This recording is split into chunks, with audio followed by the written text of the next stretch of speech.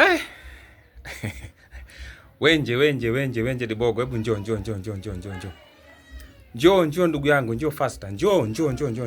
Panda hapa, njoo nikwambie. Njoo, sogea.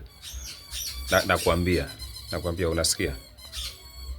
Wewe ulishatoka Chadema. Wewe sasa hivi ni kada wa Chama cha Mapinduzi.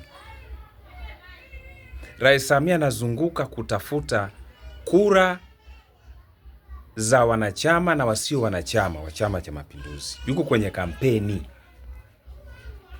Chadema hawapo kwenye kampeni.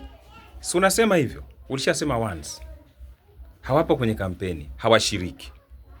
Wao watazuia tarehe 29.